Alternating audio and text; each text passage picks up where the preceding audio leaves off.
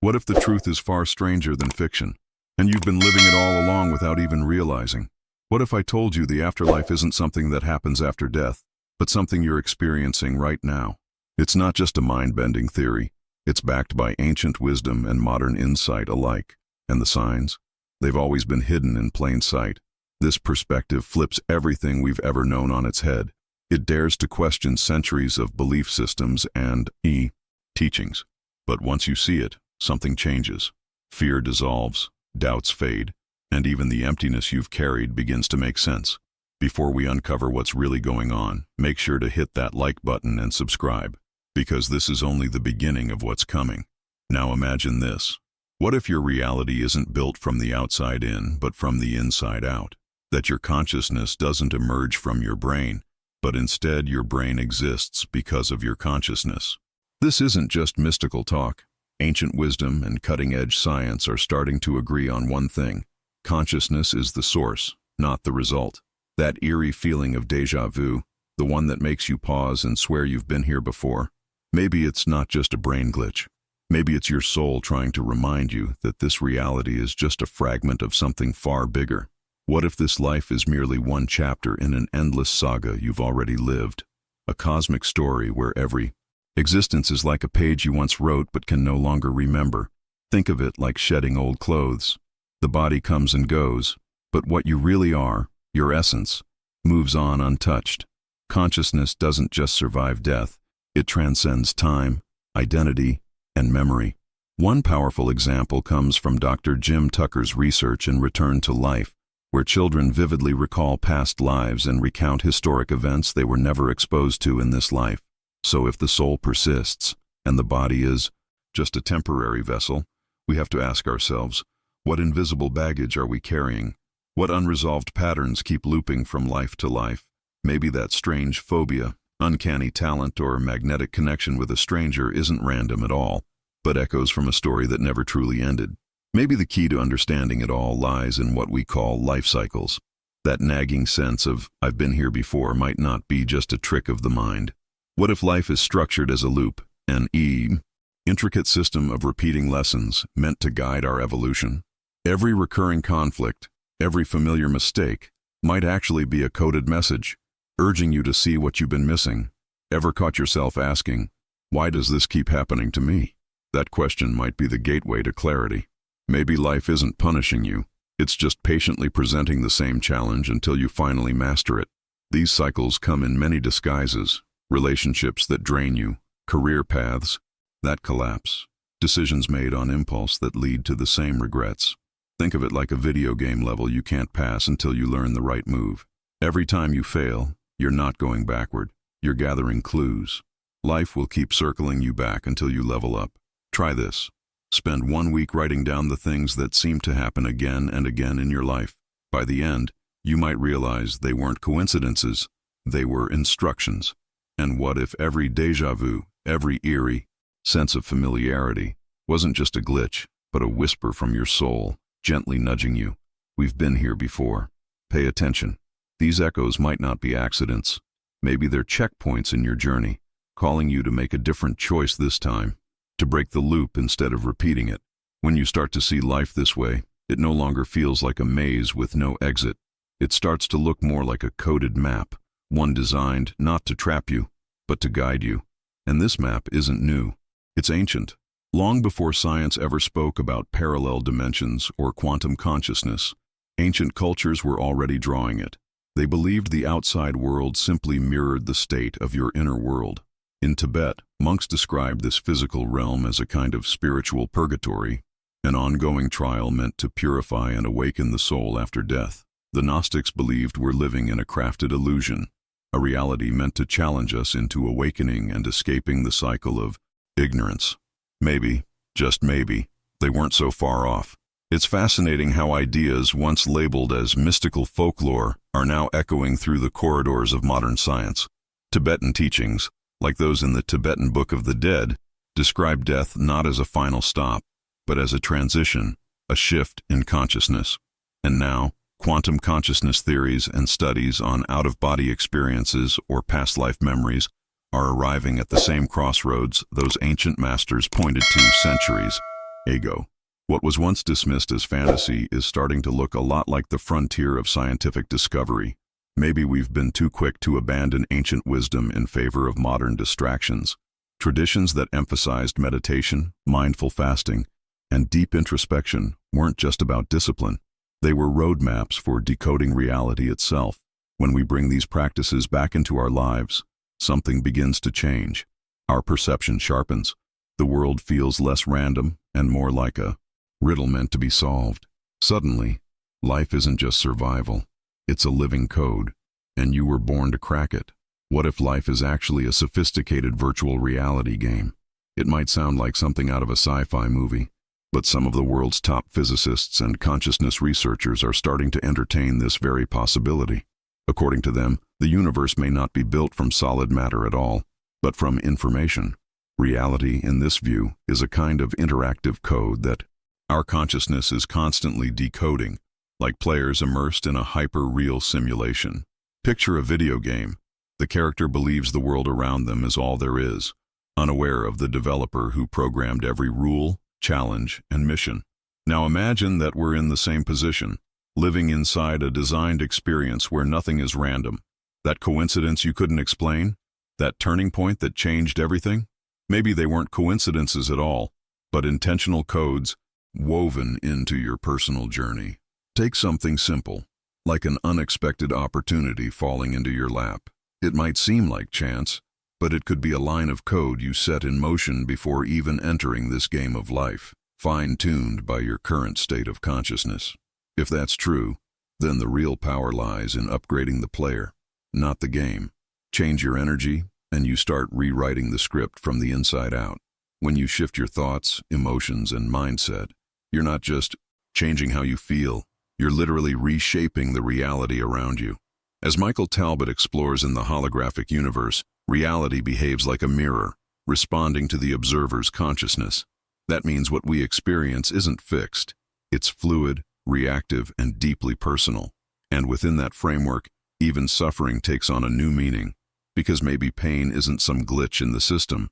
Maybe it's a perfectly calibrated part of the program, a custom-made challenge designed to help you grow. That heartbreak, that setback, that moment when everything seemed lost. What if it was actually a lesson crafted specifically for your soul's evolution? Think of it like a cosmic personal trainer. It pushes you, tests your limits, makes you uncomfortable, not to break you, but to awaken your strength. The process might hurt, but the pain has purpose. And just like with any intense training, the transformation comes not from avoiding the struggle, but from moving through it with persistence and trust in what it's shaping you to become. Take heartbreak, for instance. In the moment, it feels like everything is shattered. But as time passes, you begin to see the deeper truth. That pain didn't destroy you, it revealed you. It pushed you toward self-awareness, toward understanding your worth, and toward seeking connections that actually nourish you. Viktor Frankl, a Holocaust survivor and the founder of logotherapy, captured it perfectly. Suffering ceases to be suffering. The moment it finds meaning. Finding meaning in the chaos is what transforms pain into power. So when life throws you into the storm, instead of asking, "Why me?" try asking, "What is this trying to show me?" That question shifts everything. It's not about giving up or blindly accepting pain. It's about treating suffering like a relentless teacher who won't let you move forward until you've learned what it came to teach. And once you start living with that perspective, something strange begins to happen. Even time stops feeling like a straight line. Events loop, repeat, converge. Cause and effect blur. And that's when things start getting truly fascinating. We're raised to see time as a straight path. Birth, growth, aging, death, like stepping stones on a fixed trail. But what if time isn't linear at all? What if it's a spiral, looping and folding in on itself, filled with synchronicities, overlaps, and moments that feel eerily familiar? Ancient spiritual systems and modern physics alike suggest that time isn't confined to a single direction. The past, present, and future might be happening all at once, interwoven in a complex dance where every moment affects every other. That unexplained grief, that unshakable fear, that dream that felt more like a memory, they might be echoes from a previous turn of the spiral rippling into your now. In this spiral view of time, Our choices don't just push us forward, they ripple backward and sideways, influencing moments we thought were long gone. A trauma from childhood can silently shape the career you choose or the love you chase. But here's the twist. Healing in the present can send waves of restoration in every direction, healing not only what's ahead, but what's already past. One practical method for healing and rewriting these hidden layers of time is the Hawaiian practice of Ho'oponopono. It centers on forgiveness, not just toward others, but toward the self, and it acts like a spiritual reset button, clearing emotional residue and reconciling memories that still echo through your present. And what if death isn't the end of this spiral at all, but a mere shift in frequency, like changing the station on a radio? In that case, dying wouldn't mean ceasing to exist. It would mean moving into a new dimension of the same vast symphony, a continuation, not a conclusion. This idea gains even more depth when we listen to those who've crossed that boundary and returned. Near-death experiences often describe something striking. Waking up in a place that feels more real than this one, sharper colors, deeper emotions, a profound sense of knowing. People report that on the other side, things make sense in ways they never could here. These aren't rare stories. Thousands of people who were clinically dead and revived tell us the same thing. What waits beyond isn't fantasy. It feels more solid, more alive, almost as if this world is the shadow, and we're already living in a dense layer of the afterlife without realizing it. These stories don't just come from spiritual or mystical circles. Doctors, engineers, scientists, even staunch skeptics, all of them report eerily similar experiences.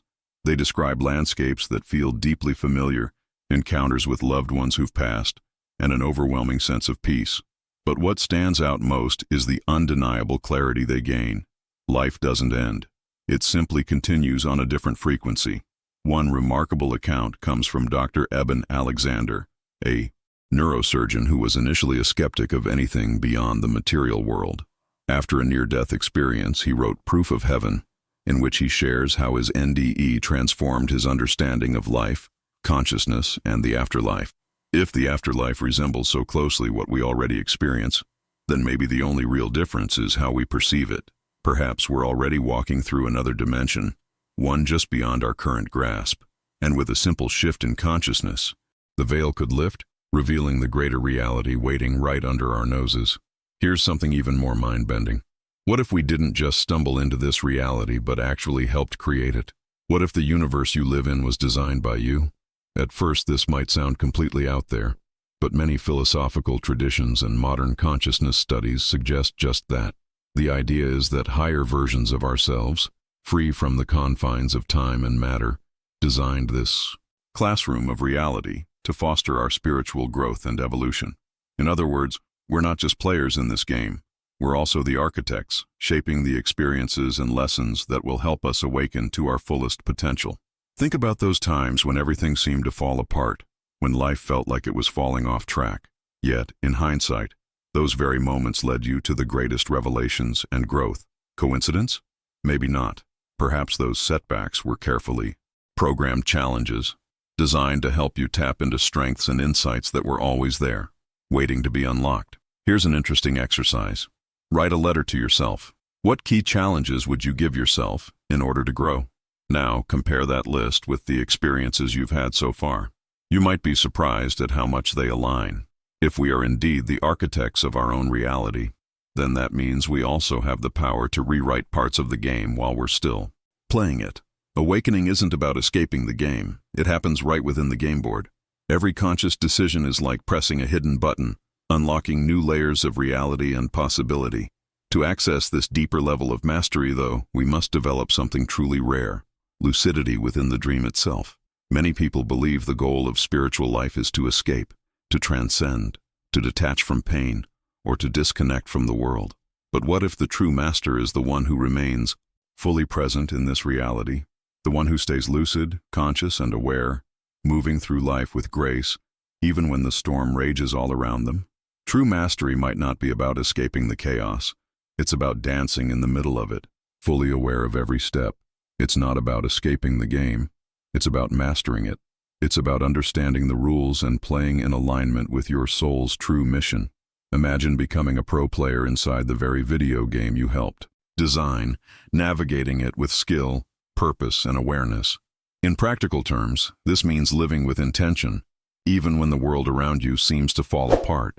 A powerful daily exercise is to ask yourself every morning, what can I do today to honor my mission?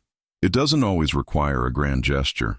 Sometimes it's as simple as choosing patience, forgiving someone who hurt you, or revisiting a project you once abandoned.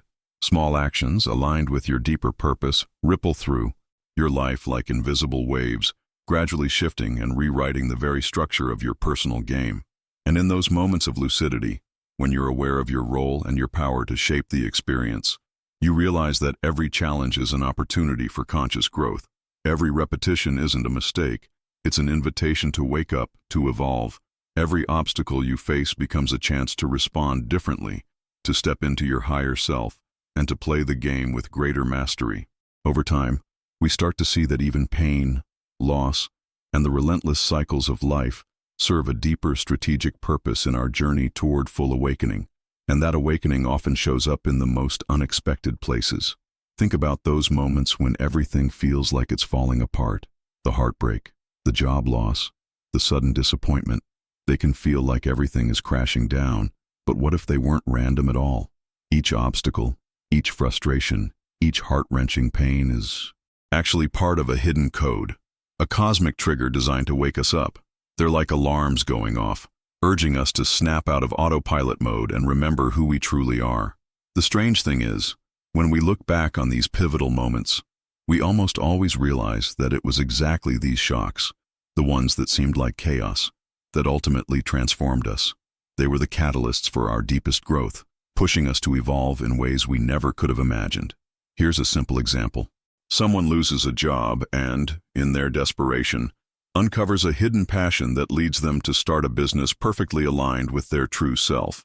What initially felt like a tragic loss was actually life's way of forcing a system reboot, a reset that opened up a new, more authentic path.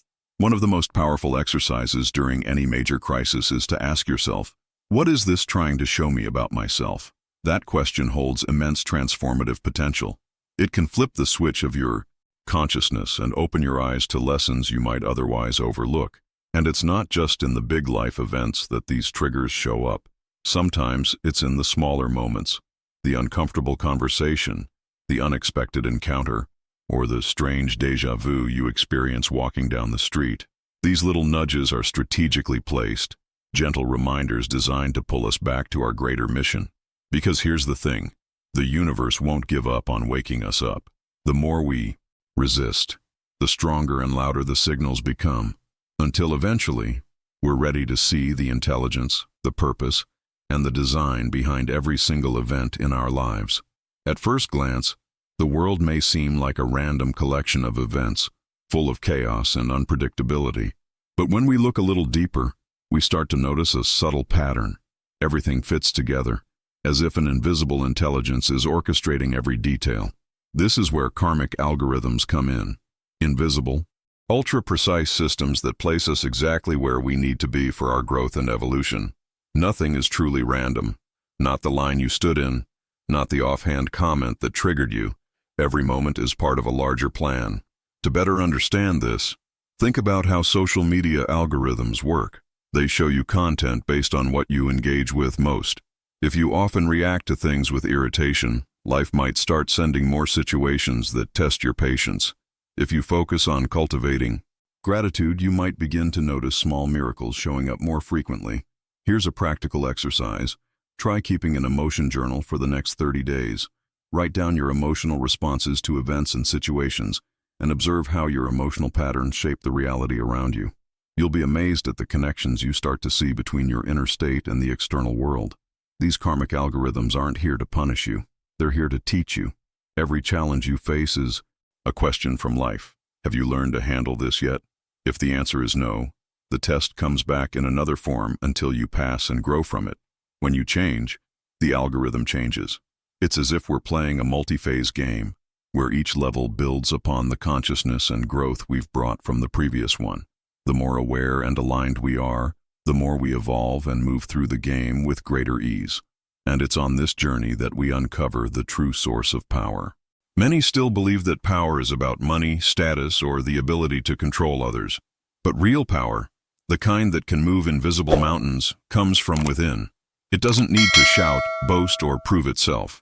It's a state of inner alignment so profound that reality itself starts to shift and bend to your vibration. When you are truly aligned with your higher self, the world begins to respond in ways you never imagined. People with this kind of power don't need to convince anyone. They don't need to prove anything. Their mere presence transforms the environment around them. Think of the Dalai Lama, for example. He doesn't lead armies or command empires, yet wherever he goes, he shifts the energy of the entire space. This happens because his inner frequency is so elevated that it effortlessly reverberates outward, influencing everything around him. A simple exercise to start accessing this power is to make a habit of adjusting your frequency every morning before leaving your home. Take a few moments to align your intentions for the day, cultivating feelings of gratitude, trust, and purpose. By consciously raising your vibration, you set the tone for everything that follows. When you realize that your energy field is your true strength, external struggles lose their significance. Wars, arguments, ruthless competition, they start to feel like distractions, things only those who haven't truly understood the game engage in. Because when you're aligned with your higher self, you begin to see that you're not playing the same game as everyone else. And it's at this point that we start to remember something that many sages have taught for millennia. The reality we perceive out there is just a reflection of the mind. If we truly want to create change, we must first look within. At first, this idea might seem absurd or even impossible, but when we examine both ancient traditions and modern studies, they all point in the same direction. What we call reality is, at its core, a mental projection. Hermeticism, Gnosticism, Vedanta, all of these traditions teach that the universe is created and shaped by the mind. And this isn't just metaphorical. Every thought, belief, and emotion we experience molds, on invisible levels, the very fabric of reality around us. In simpler terms, the world you see out there is actually a reflection of what's happening inside of you. Here's a practical example. Two friends go to the same party. One is full of worries and anxiety, while the other is open to good experiences. Despite being in the same physical environment, they will live through entirely different realities. One sees the world as stressful and uncomfortable, while the other sees it as an opportunity for joy and connection. It all comes down to the lens through which they perceive the world. A powerful exercise to understand this concept is a 7-day complaint fast. For an entire week, commit to not complaining about anything, not even the smallest inconvenience. Just this simple shift can deeply alter how reality responds to you. If reality is indeed mental, then trying to change the external world without first addressing what happens backstage in our consciousness is futile. This realization changes everything. Instead of feeling like victims of the world, we begin to recognize ourselves as conscious co-creators. And when that truth sinks in, a new kind of power emerges, along with the responsibility to awaken to a mission that only we can fulfill. In a world where many people wait for a savior, a leader, guru, or a cosmic event to fix everything, the great truth is often overlooked. No one will do this for you. The awakening of consciousness is a deeply personal process, one that can't be transferred or outsourced. It's a journey only you can walk, and it begins with the decision to take full responsibility for your thoughts, actions, and the reality you create. There's no shortcut, no manual that works the same for everyone. Each person must do their part, pick up the flashlight, and illuminate their own shadows, even if they stumble along the way. A practical exercise to begin this journey. Every day, commit to a small act of presence. Meditate for 5 minutes, walk while focusing on your breath, or simply jot down 3 things you're grateful for before bed. Simple? Absolutely. But consciousness grows from small habits, not grand theories or lofty ideals. A great book on this subject is The Power of Now by Eckhart Tolle, which delves into the process of awakening amidst the ordinary moments of life.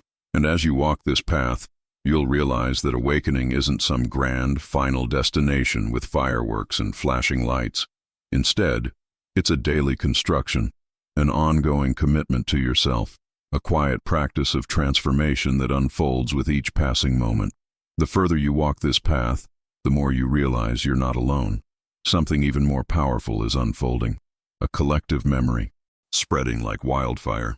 Deep within every human being lies a dormant memory, a knowing that we are all part of something greater. When one person begins to awaken, their vibration ripples outward like a stone thrown into a calm pond, creating waves that extend far beyond what we can see with our eyes.